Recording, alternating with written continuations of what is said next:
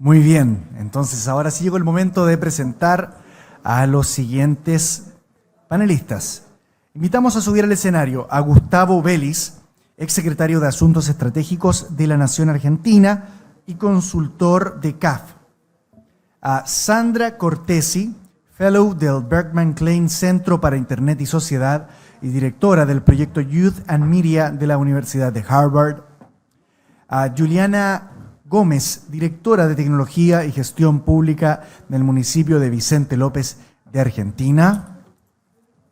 A Carolina Leitao, alcaldesa y presidenta de la Asociación Chilena de Municipalidades. A Ulises Moya, director de Inteligencia Artificial de la Coordinación General de Innovación Gubernamental del Estado de Jalisco de México. A Víctor Muñoz, exdirector del Departamento Administrativo de la Presidencia de la República de Colombia, y también a quien moderará este panel, la ejecutiva senior de la Dirección de Transformación Digital de CAF, María Isabel Mejía, a quien invitamos a subir al escenario para poder dar inicio a este panel.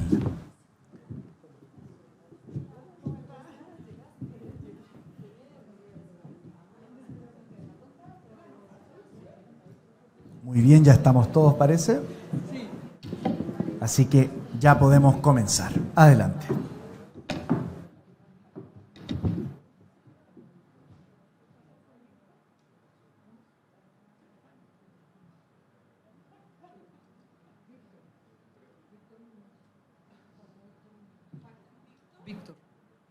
Víctor. Sí, perfecto. Víctor, ¿cómo estás?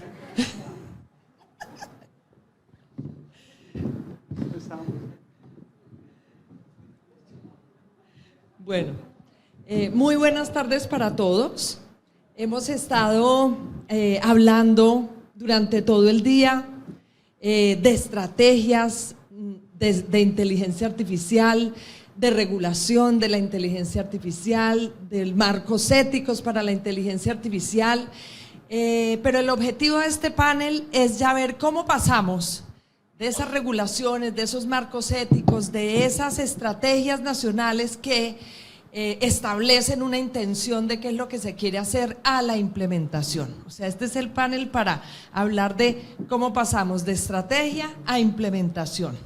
Y tenemos algo maravilloso, y es que tenemos representantes de gobiernos nacionales, de gobiernos como subnacionales y de gobiernos locales, que también, pues precisamente en todos esos niveles es que se da la implementación. Entonces, empecemos con Víctor, que llegó de último.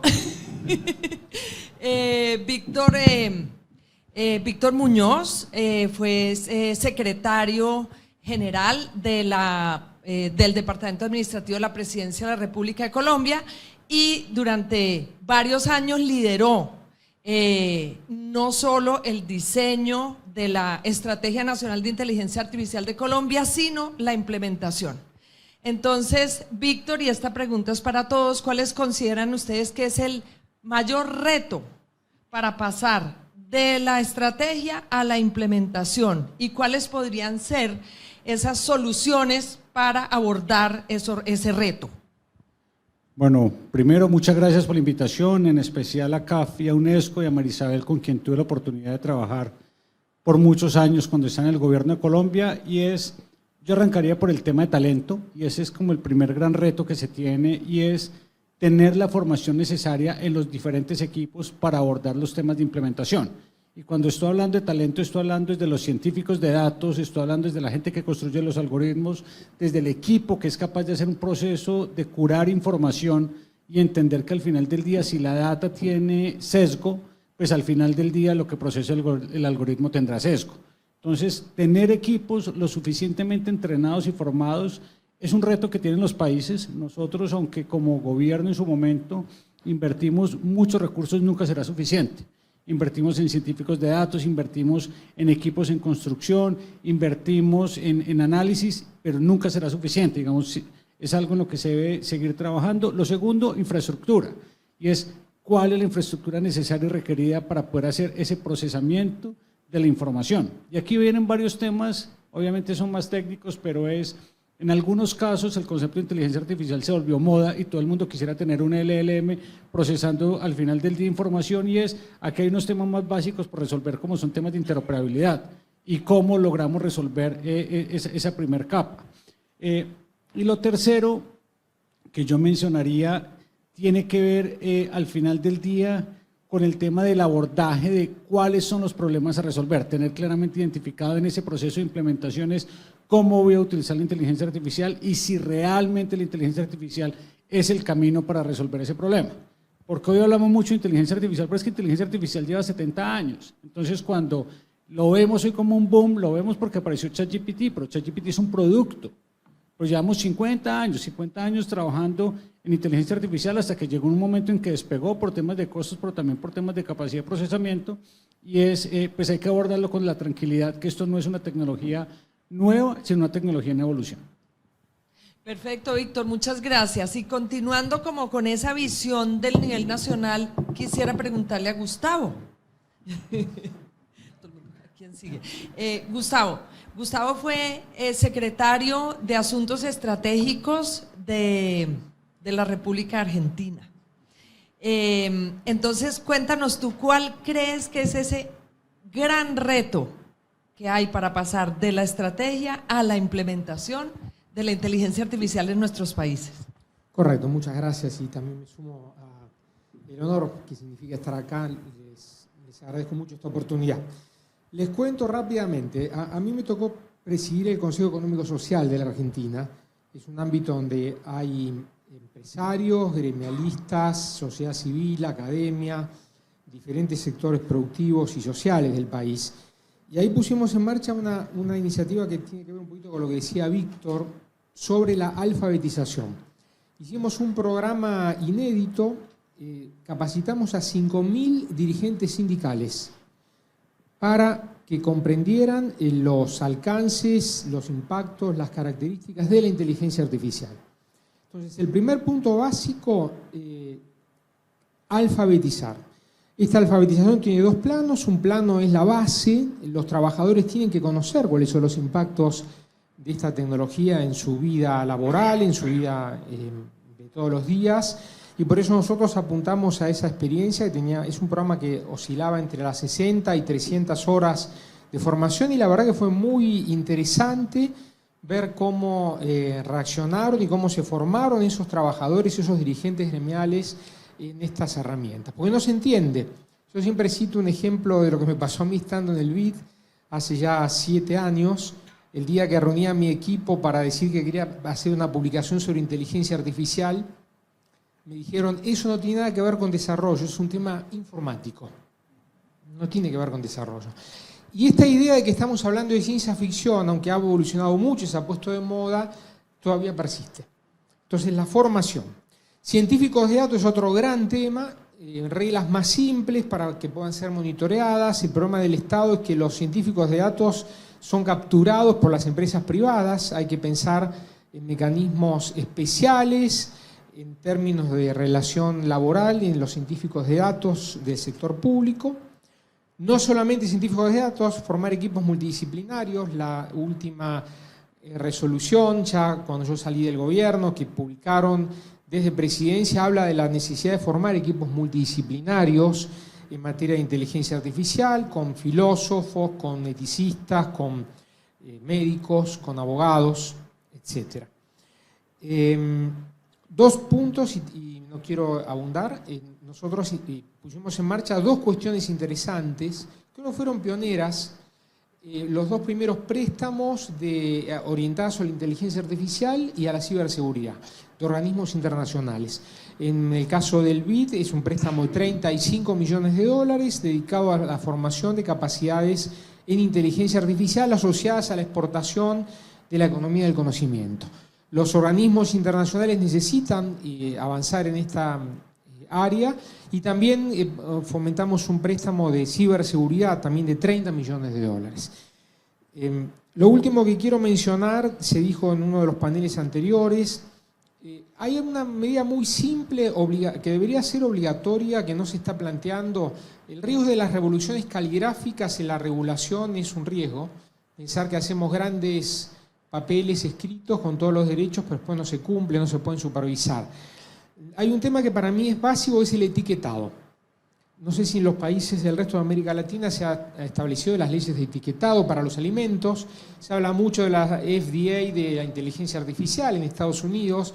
Deberíamos tener etiquetados obligatorios para saber, por ejemplo, si los chats GPT están incidiendo en lo que nosotros vemos como noticia, como imagen. Es una cosa muy simple que requiere una voluntad política gigante y que creo que podría ser un paso muy práctico sobre el cual se pudiesen poner de acuerdo los países de toda la región. Así como compramos un alimento y vemos que es alto en sodio, alto en azúcar, que es peligroso, compramos un paquete de cigarrillos y advertimos los riesgos que pueden asumir. Si tuviéramos etiquetados en materia de inteligencia artificial, sobre todo generativa, podría ser una medida muy práctica, operativa, concretísima, que nos permitan sacar lo mejor de la tecnología y evitar los riesgos y las dificultades. Gracias, Gustavo. Bueno, mucho talento. Talento es un tema que ya veo que se repite, ¿no? Este tema del etiquetado está interesante. Quiero pasar ahora a Ulises. Ulises trabaja en el estado de Jalisco y ha venido desarrollando, liderando un equipo que desarrolla soluciones de inteligencia artificial. ¿Cuál es ese gran reto que tú has identificado en tu trabajo ya concreto de desarrollar soluciones de inteligencia artificial? Y si quieres, cuentas en qué has trabajado. Sí, bueno, nosotros para empezar hemos trabajado en modelos de inteligencia artificial que no son muy populares entre los aquí tal vez porque son de estos modelos que se consideran cajas negras, ¿no? Son modelos de deep learning, de este tipo de modelos. Entonces entrenamos los modelos, intentamos buscar no la transparencia sino la explicabilidad para temas de medio ambiente. Por ejemplo, estamos haciendo un modelo para detectar deforestación de manera temprana. Este modelo o esta técnica fue seleccionado por el GPI en una convocatoria este año. 7 países, 7 proyectos fueron seleccionados, uno fue el de nosotros. Y otro tema de salud que hablaré en la siguiente intervención, si se puede, para hablar un poquito también, que recibió un premio de la UNESCO. Entonces, lo que yo les voy a hablar es de lo que yo entiendo por implementación es hacer los modelos, ¿ok? Cuando pensamos en la inteligencia artificial, pues yo me siento muy cómodo aquí porque hablan de datos, personas e infraestructura. Esos son los 3 elementos básicos. Cuando pensamos en los problemas del gobierno, ¿quién tiene esos datos? Pues el gobierno. ¿Quién entiende ese problema más que nada? Entonces no es común, aunque sí pasa, que llegue una empresa y te intente resolver una solución porque no ha tomado ese problema a esa escala ni con ese nivel de detalle. Yo estoy casi seguro que han visto modelos que dicen, toma una foto de tu lunar y te va a decir si hay una posibilidad de que tengas algo mal, ¿no? Con ese lunar. Bueno, esas hay muchísimas, pero hay un nivel de calidad que se exige al hacer los modelos que involucra conocer ese nivel de detalle. Entonces, aunado a lo que ya comentaron nuestros compañeros aquí, hay un problema real de la calidad de los datos. Esto no es algo que las personas hagan a propósito la mayoría de las veces, sino que los procesos en los cuales fluye los datos en los gobiernos no están pensando en que se haga un modelo de inteligencia artificial. Otro aspecto importante, y espero no confundir a nadie, aquí también le decimos etiquetado a los datos. Cuando tenemos, por ejemplo, imágenes y las queremos decir a la computadora qué son, ¿no? Esto es así. Entonces, este etiquetado es fundamental y cuesta muchísimo dinero. Es lo que más nos ha limitado. Imaginen, tenemos estas imágenes satelitales, 80,000 kilómetros cuadrados. O sea, ¿qué voy a hacer? O sea, tener un ejército de personas para etiquetar, que sí, que no. Entonces, lo que hemos hecho es tomar los modelos, etiquetar un poco e ir corrigiendo. Este es un ciclo virtuoso conocido en el área técnica y les voy a poner un ejemplo también con el agave. El agave es fundamental para Jalisco. Si han escuchado de Jalisco es tal vez por el tequila, ¿no? Entonces viene del agave. ¿Quién más le preocuparía hacer un modelo de detección de agave? Sino a nosotros. Entonces, claro, lo hicimos, lo sacamos, pero había mucho agave, no es algo que se pueda hacer. Entonces, tomamos las primeras etiquetas, fue gente a campo y luego fuimos reentrenando. Sin entrar, bueno, esto lo tengo que decir porque el equipo lo hizo, de una métrica donde 0 es lo peor hasta 1 es lo mejor, empezamos con un 70 y llegamos a un 90. Todo por la calidad de los datos, calidad del etiquetado. Mismo modelo, ni una coma le cambiamos al código. Entonces, tomen en cuenta estos aspectos técnicos, espero haber complementado bien este punto. Fantástico, calidad de los datos. Bueno, ahora Juliana trabaja en la Municipalidad de Vicente López en Argentina. Ella habla como una cosa ahí entre colombiana y argentina, porque es colombiana, pero vive hace muchos años allá en Vicente López. Juliana, cuéntanos cuáles son esos retos que ustedes han encontrado en la municipalidad para el desarrollo de soluciones de inteligencia artificial que también ustedes los han enfrentado. Bueno, ¿se escucha, no? Buenos días a todos. Claro que sí, María Isabel, soy colombiana. Justamente cada vez que vengo en representación de la Argentina siempre me preguntan, ¿sos argentina? ¿Dónde sos? Bueno, llevo bastante tiempo ya, son 11 años trabajando también a nivel gubernamental y amo el país, lo aclaro, ¿no? Bueno, específicamente en lo que tú me preguntas, yo creo que, como lo han dicho y como lo hemos visto a lo largo de este panel, del foro en general, son muchos los desafíos que nosotros tenemos desde el sector público a la hora de implementar inteligencia artificial y sobre todo porque ya la inteligencia artificial hace parte de la administración pública, no es que estemos por desplegarla, ya está, ¿sí? Entonces, desde ese lugar yo veo como varios desafíos como desde dos ángulos, uno al interior propiamente de la administración pública, ¿sí? Y otro de cara al ciudadano. Entonces, entrando un poco como la mirada al interior de la casa, ¿sí? Yo creo que algo que sigue siendo un desafío importantísimo y que es un concepto que ha acompañado, digamos, a los avances tecnológicos desde siempre y que quizás ahora se ve un poco traslucido o difuminado por etiquetas o por títulos más marketineros, es justamente el cambio cultural, ¿sí? Nosotros, yo creo que, como te digo, es algo fundamental. Sé que hay muchos avances alrededor de la temática, justamente, y lo voy a aterrizar al ámbito local que represento. Hay muchas municipalidades que ya cuentan con sus estrategias de transformación digital, pero esas estrategias de transformación digital son asimiladas al interior de la administración pública en simplemente la disponibilidad de una herramienta de tecnología y no de un marco más amplio de gestión, ¿sí?, que asimile justamente la implicancia que tiene la llegada de ese uso tecnológico al interior de una administración pública. A lo que sumado también lo que han dicho incluso en el panel de la empresa privada me parecía muy propicio, porque ahora hay un importante bombardeo mediático justamente en que la inteligencia artificial te va a dejar sin empleo, y yo creo que todos coincidimos en que hay empleo que justamente va a ser reemplazado, y digamos aterrizarlo a los funcionarios públicos cuya tarea habitual al interior de la administración es justamente esa tarea mecánica, repetitiva. Lógicamente eso genera indisposición, genera también resistencia. Entonces, el otro día hablábamos con algunos de mis compañeros y decíamos que importante es crear o desarrollar una mentalidad de uso de la inteligencia artificial transversal a la administración y no solamente de un área, porque muchas veces esa conciencia queda socavada a un área que son las áreas tecnológicas, ¿sí?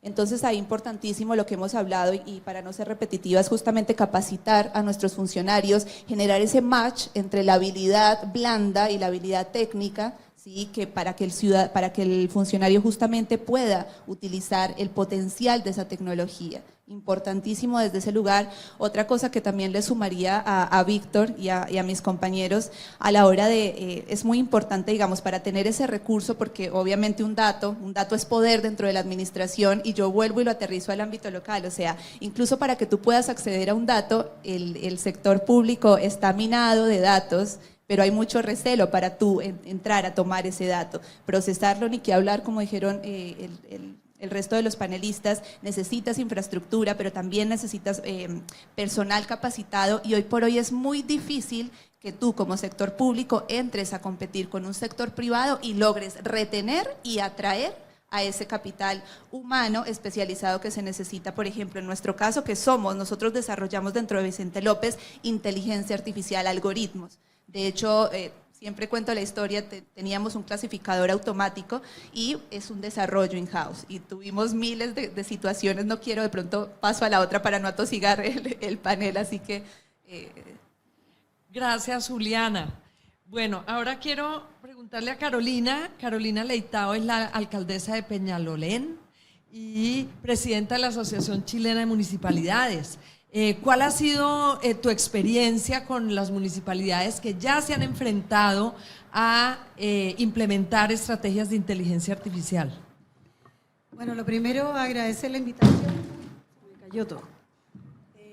Agradecer la invitación y también, por supuesto, comentar de que en el caso de Chile, la verdad es que la gran diferencia que existe entre los distintos municipios es abismante. Y eso es un tremendo desafío, porque cuando uno habla de este tipo de temas, hay municipios que están muy lejanos, incluso en la transformación digital, que a propósito de que el gobierno está haciendo un esfuerzo a través de la Subdere y otros para poder ir de alguna manera nivelando la cancha.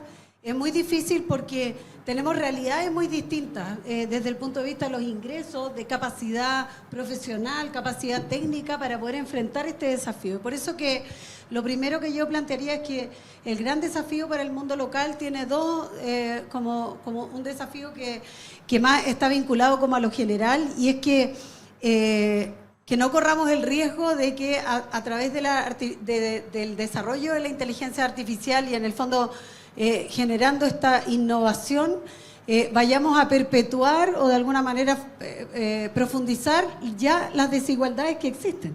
Porque eso nos puede generar, perpetuar esas desigualdades o profundizarlas, esas inequidades, y lo que tenemos que tener ojo, y entonces, es cómo la utilización de esta herramienta permita también, a través de la innovación, generar un espacio también donde se vincule con la ética.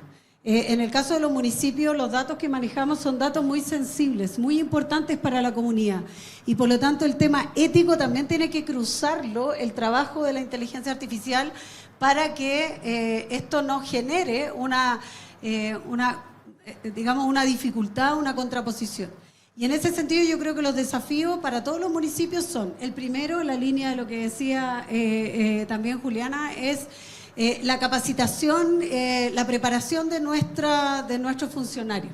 Es fundamental hacerlo. No estamos capacitados, muchas veces hay desde el ámbito profesional hartas carencias de ese tipo, por lo tanto la capacitación es uno. Lo segundo, que es bien importante también, es la colaboración con la academia. Los municipios tenemos una gran oportunidad de entendernos con las universidades, con la academia en general, y ahí hay una gran oportunidad de trabajo en ese sentido, y hay universidades en todas las regiones, y eso nos permitiría llegar, por ejemplo, a municipios muy pequeños, a municipios con pocas capacidades técnicas. Entonces hay una gran potencialidad. Por supuesto que esto requiere, y a propósito del tema de la ética, el involucramiento de la comunidad. O sea, como otro desafío importante, como que los dejamos afuera, y aquí se requiere participación. ¿Qué es lo que la comunidad espera cuando entrega sus datos, cuando dice cómo ve que el municipio puede ser más eficiente? Aquí hay una oportunidad también de mayor eficiencia, de poder…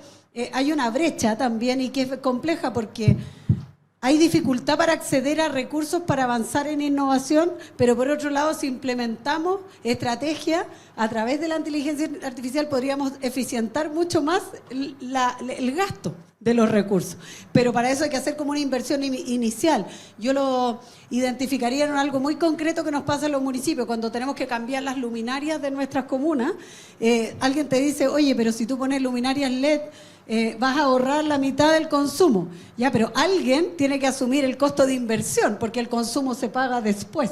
Yo creo que en esto pasa exactamente lo mismo. ¿Quién hace la inversión inicial? Hoy día hay empresas que lo que te dicen, bueno, yo le cambio toda la luminaria y usted me paga con el ahorro.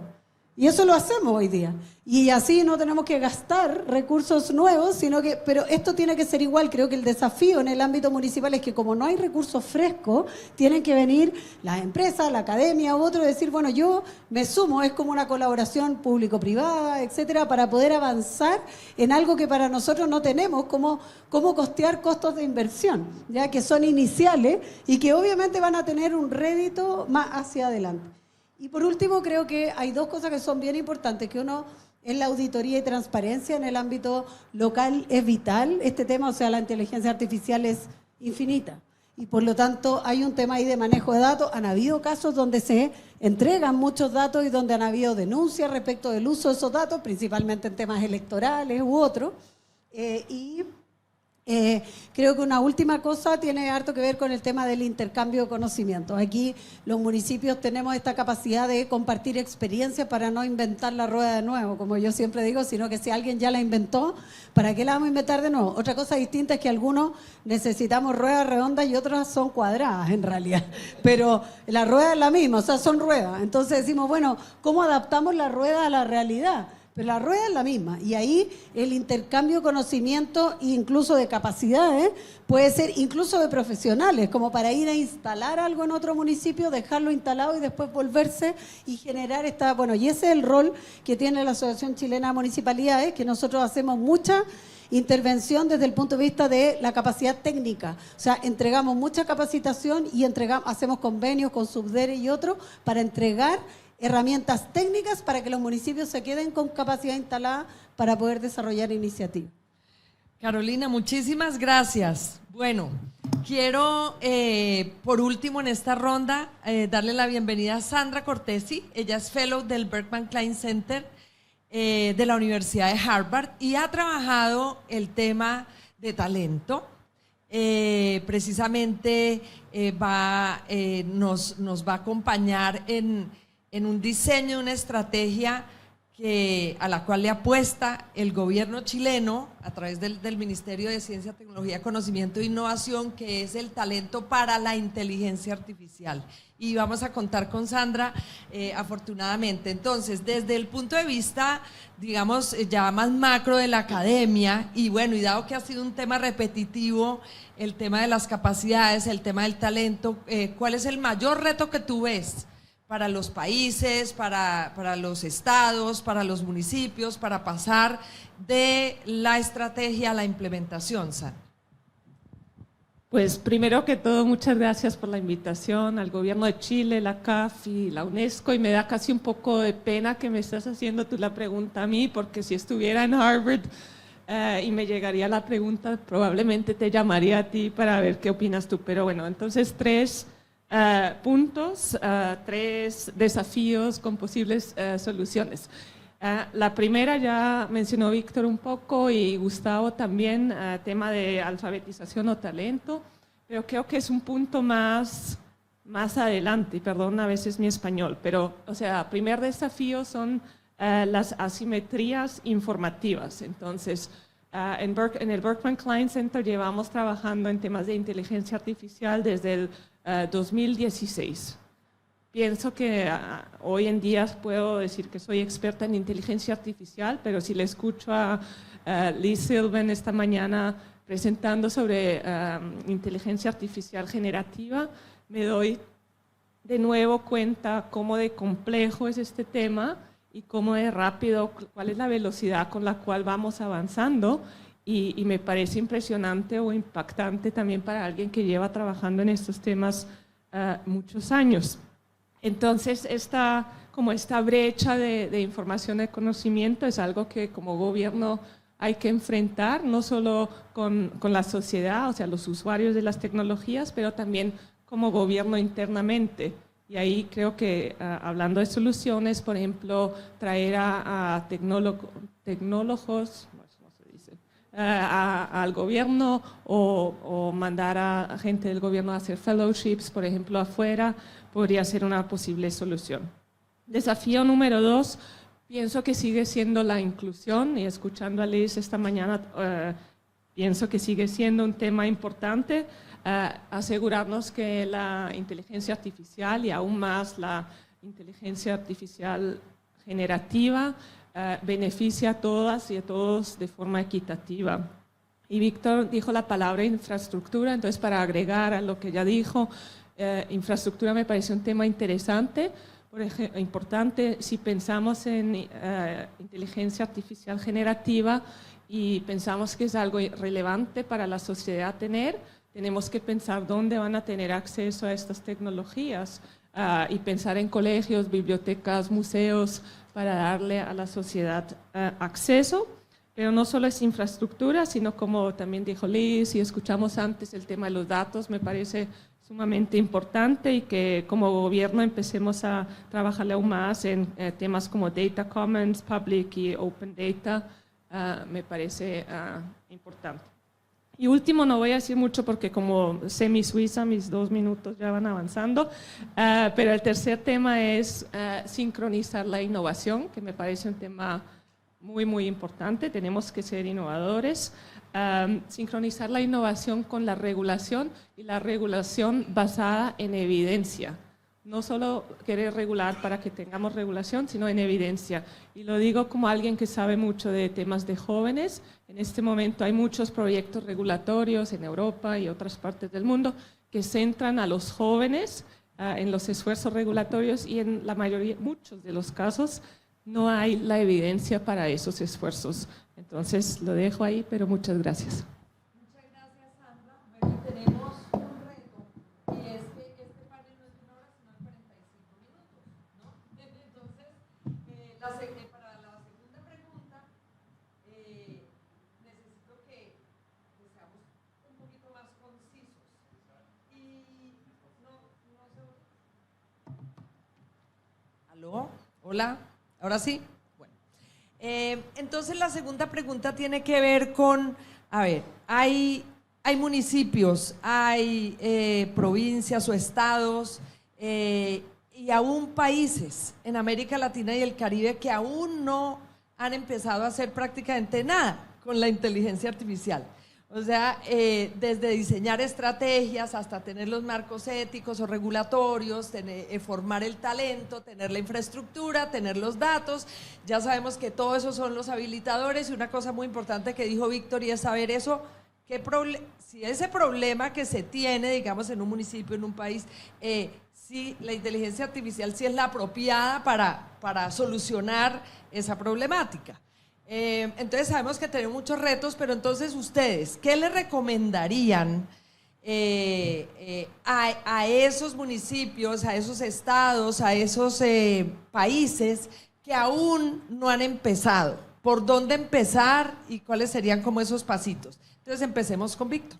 Bueno, lo primero, muy concreto, política pública, y es antes de meterse uno en esfuerzos regulatorios, hay que tener una política pública, una estrategia de largo plazo, donde se tenga una hoja de ruta y esa hoja de ruta tenga los diferentes componentes que se han mencionado, desde los temas de gobierno digital, datos abiertos, infraestructura, el para qué voy a tener, por qué la voy a utilizar, qué capacidad tengo. Digamos, hace poco publicamos un documento con Gustavo Vélez y Ángel Melguizo, incluso sobre el tema de la transformación digital en América Latina, porque es que en esto tenemos que hablar de modelos de madurez. Aquí estamos hablando de inteligencia artificial, pero tenemos el 30% de América Latina desconectada. Entonces, cuando tienes el 30% desconectada, del cual el 70% de eso se ubica en áreas rurales, no vas a hablar de inteligencia artificial cuando no has resuelto el primer componente, que es conectividad, y no has resuelto la segunda capa, que es alfabetización, pero tampoco has resuelto la infraestructura ni la de datos. Entonces, no lo puedes resolver todo al mismo tiempo. Ahí es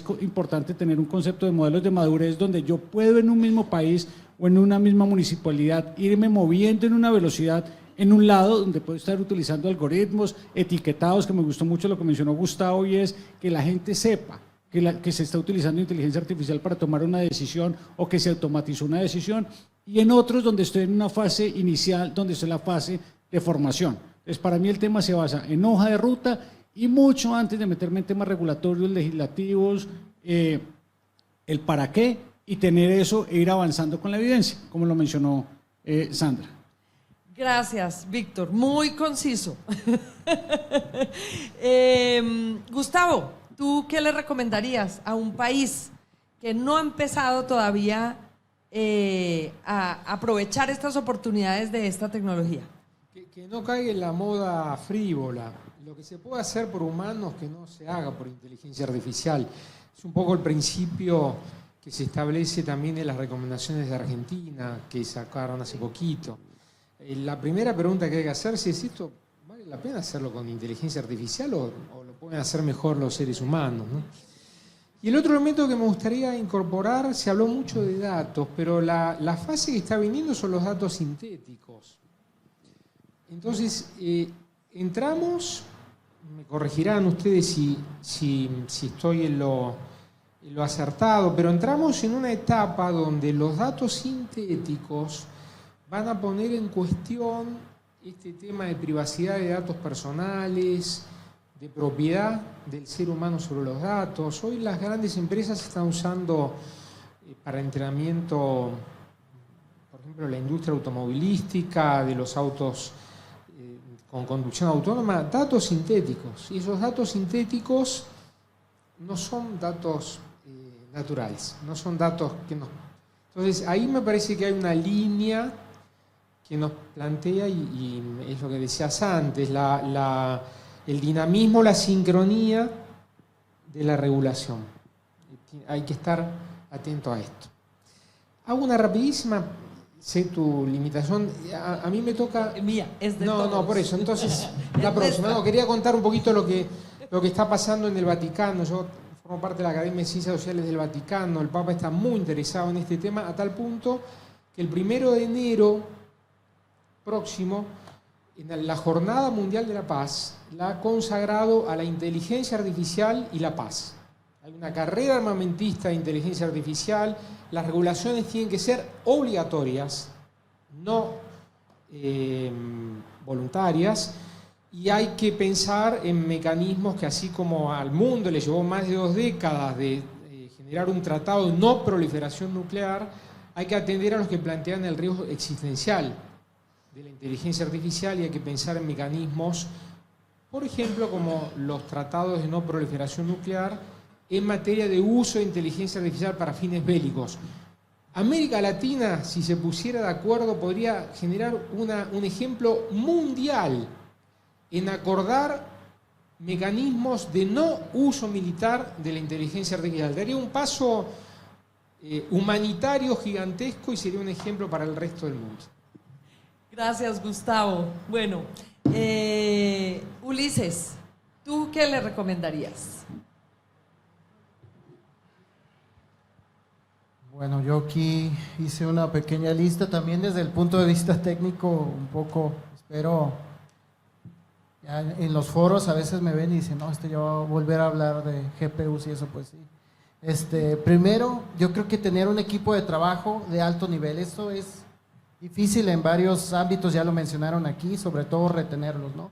Mi equipo de trabajo ya los han ofrecido 5 veces más de lo que ganan ahí, entonces hay que tener en mente qué más ofrecer, capacitación, que tengan un reconocimiento especial, todas estas cosas, ¿no? Una infraestructura de datos, sí, GPUs, ¿cuántas GPUs? 24/7 tenemos en la región de Latinoamérica. O sea, no basta con poder de cómputo, a veces confundimos una supercomputadora de todo propósito que usa CPUs con una GPU. O sea, es muy, muy pobre. O sea, hay un reporte de Scalac, de esta organización de HPC, y tenemos muy pocas. Buscar experiencias previas, usar esto sobre estas técnicas de calidad de datos, o todo esto se llama data centric, ¿no? Se usó con el GPT-3, o sea, no empezó con ese desempeño, sino que tenía un desempeño un poco menor, pero estas técnicas de mejora, estos loops de entrenar sobre los errores mejoraron bastante. También quisiera decirle que empiece por cosas simples, o sea, nosotros hemos usado la inteligencia artificial para contar vehículos, por ejemplo. ¿Para qué contamos vehículos? Para tal vez cerrar una calle y unir un parque. Entonces, la inteligencia artificial no decide si cierra el parque, ¿no? Nos da un nivel de confiabilidad en un conteo, o sea, son cosas muy diferentes en la escala, ¿no? También no tener miedo a la evaluación crítica, o sea, nosotros trabajamos ya con Marisabel, con el BID, con otras personas, publicamos artículos y nos critican y apreciamos esa crítica en buen sentido porque nos hace crecer más, ¿no? Entonces, ahí, y yo creo que en todo momento hay que cuidar a las personas y aumentar sus capacidades. Nosotros tuvimos la experiencia de un modelo de retinopatía diabética. Aquí hace un momento se habló de un modelo de retinopatía del prematuro, donde pues básicamente pierden la visión los niños por ciertas condiciones de nacimiento prematuro. Entonces hicimos estos modelos de una manera responsable que fue reconocida, como les comentaba antes, por la UNESCO, y aplicamos varios de estos principios que les estoy diciendo. Entonces, yo recomendaría eso, unirse a esta gran iniciativa. Agradezco mucho que tengamos este foro para que otros gobiernos no empiecen desde cero como empezamos nosotros. Me encantó eso que tú dices, diferente, digamos, a lo que estamos diciendo, que es como basarse también en experiencias previas, apoyarse en lo que los otros han hecho. Eso creo que es importante para estados, municipios que apenas estén empezando. Juliana, ¿tú qué le recomendarías a una municipalidad argentina o de cualquier otro lugar de América Latina que apenas va a empezar con la inteligencia artificial? Bueno, yo creo que ya lo han dicho casi todo. Algo que no hayan dicho para no repetir. No, igual estoy completamente de acuerdo con lo que decía Víctor también en el tema de tener esa hoja de ruta. Justamente fue lo que nos pasó a nosotros. Ahí aprendimos nosotros, cuando iniciamos el tema del uso de la inteligencia artificial en el municipio, estábamos completamente a ciegas. Y uno de los faros de luz en ese momento fue los principios éticos de la UNESCO. ¿Sí? Y ahí nosotros salimos a la cancha siendo el primer municipio en crear nuestra propia guía con sabor local, porque acá es muy importante, a veces uno trata de replicar cuestiones que son más abstractas y operacionarlos a los marcos internos tuyos, ahí es el desafío. Entonces, como les digo, fuimos el primer municipio a nivel de la Argentina en adoptar nuestra guía de uso inteligente de uso ético de la inteligencia artificial. Y acá, ¿qué hicimos? Tomar a la ética como motor de la innovación. Es importantísimo eso. Otra cuestión importante, el apoyo político.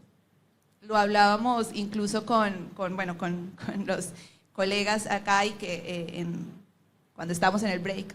Decíamos que qué importante es contar con el apoyo político, porque justamente son las altas autoridades las que, adquiriendo los compromisos, son las que te mueven y te allanan el camino para poder operacionalizar esto. Porque si eso no está en la agenda política, olvídate, y te lo digo desde el nivel local, no se te mueve. Sí. Y otra cuestión sumamente importante también que me parece resaltar y que lo digo desde la altera humildad y que nos pasó, transparencia en saber cuando no sabes operar un sistema de inteligencia artificial o tal o cual tecnología. ¿Qué hicimos nosotros? Nosotros teníamos un equipo de profesionales, cientistas de datos y demás, gente muy profesional, pero ante la nubosidad que teníamos de cómo operar la inteligencia artificial en ese momento, estamos hablando de hace 3, 4 años, dijimos, bueno, salgamos a la cancha y contemos lo que nos está pasando. ¿Y qué hicimos? Dijimos toda una red colaborativa con la que justamente sacamos nuestro marco de principios éticos. Entonces es importantísimo contar con los diferentes actores, generar estas mesas de diálogo, porque las cosas no se construyen solos, se construyen en conjunto. Gracias, Juliana. Carolina, cuéntanos tú. Yo creo que yo partiría y mi consejo sería generar una implementación gradual y con evaluación constante, o sea, buscar un piloto para realizar, no ir a como a las cosas que uno quiere, como de repente quiere hacerlo todo, porque esto además, como es infinito, uno como decimos nosotros, se engolosina, claro. Entonces buscar un piloto. ¿Y dónde buscaría yo el piloto? En el problema que más le angustia a los ciudadanos de una localidad. O sea, si hoy día el tema de seguridad, quizás donde tenemos que partir el piloto es en un ámbito donde tenga un impacto, donde podamos evaluar, y obviamente esto con un marco regulatorio y ético que corresponda, con la capacitación que hay que hacer y educación a la comunidad. Y por supuesto también, muy importante, buscando colaboradores. Es decir, si voy a partir un piloto y voy a hacer algo, busca un buen aliado que te sirva para medir resultados. Porque, o si no, pasa lo que dice, bueno, ¿para qué? ¿Para qué queremos todo esto? Bueno, vamos midiendo resultados y en esa medida, cuando uno genera un piloto, después, hoy estoy día botando todo. Cuando uno genera un piloto después y mide resultados, ese piloto después sirve para hacer una implementación gradual de una nueva oportunidad. Por ejemplo, si hoy día es la seguridad, también lo es el cambio climático. Bueno, entonces busquemos, quizás hay 2 temas, 1, 2, la capacidad que ese municipio tenga para implementar una medida práctica y la información necesaria para resolver un problema en ese ámbito. Buenísimo. Finalmente, Sandra, ¿tú qué le recomendarías a un país, a una provincia, a un estado o a una municipalidad que apenas vaya a empezar? Muy rápido porque ya sé que hay café afuera y nos sirve a todas y todos. Bueno, perdón. Uno, invertir en la educación, como empezaste a introducirme, es algo que estoy haciendo con el gobierno ahora de Chile, pero fue una de las prioridades del gobierno anterior de Iván Duque en Colombia, una de las 3 prioridades centrales, donde hicimos proyectos muy chéveres con Víctor y su equipo. 2, promover colaboraciones entre el sector privado y el sector público y la academia. Llamar a Armando Guío a preguntar cómo se hace una sandbox, o a Liz Silman, que tenemos un modelo chévere, los challenges forums, o con jóvenes en Youth and Media. Hemos hecho varios laboratorios con jóvenes, Youth Labs, justo ganamos un premio, entonces eso vale la pena considerar. 3, crear un ecosistema de aprendizaje, necesitamos evidencia, conocimiento, entonces hay que hacer estudios cuantitativos, cualitativos, aquí con expertos como Lionel Brosi, que pueden ayudar en Chile y para Latinoamérica. Fabro Steibel también para Brasil, si quieren hacerlo allá.